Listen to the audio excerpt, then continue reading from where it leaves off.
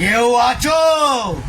আলু টোবলা কোথায়? এই তো সর্দার, কোথায় ছিলে? বাইরে ছিলাম। কেন এত বাইরে যাচ্ছ? ঘন ঘন শোনো, বলুন স্যার। ওই পাহাড় পর্বতে গিয়ে হ্যাঁ, একটা বাঘ ধরে আনো তো দেখি। ঠিক আছে।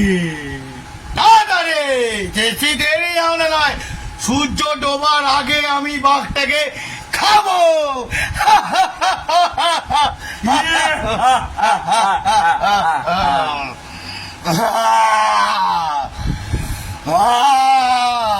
সর্দার, হ্যাঁ, আমি বাঘ এনেছি।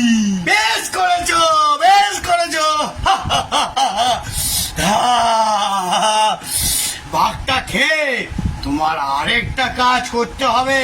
কি সর্দার? পারবে তুমি তোমার সর্দারের জন্য? হ্যাঁ, বলুন সর্দার। আজকের বাঘটা খেয়ে আমি হাতি একটা নিয়ে আসো তো দেখি। আমি হাতি চড়ে শিকার করতে যাব। ঠিক আছে সর্দার। আচ্ছা,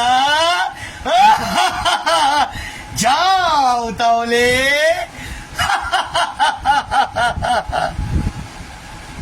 সর্দার, বলো। আপনার জন্য হাতি নিয়ে এসছি। বেশ করেছো, কিন্তু আমি কি বলছি একটা কথা, আমার একটা খুবই মনে কষ্ট দেখা দিচ্ছে। কি সর্দার? পারবে তুমি তোমার সর্দারের জন্য? পারবে? হেবি কঠিন কাজ এটা। বলুন সর্দার, কি করতে হবে? কি করতে হবে? তুমি পারবে তো? তাহলে হ্যাঁ, বলুন। তুমি যেখান দিয়ে পারো, যেখান দিয়ে পারো, ইংলিশ, ভুটান আর আমেরিকা, যেখানে পারো সেখান থেকে আমার একটা পরীর দরকার। ঠিক আছে সর্দার, তুমি আমি যাচ্ছি। তুমি কি পরী আনতে পারবে তোমার সর্দারের জন্য? হ্যাঁ, পারবো। ও বাবা, আমার তো কি মজা লাগছে। পরী আনবে, পরী পরী। এত টাইম হয়ে গেল, এই আলু টোবলাটা আসছে না কেন? পরীর আমার দরকার, পরীর দরকার। আমার মাথা গরম হয়ে যাচ্ছে।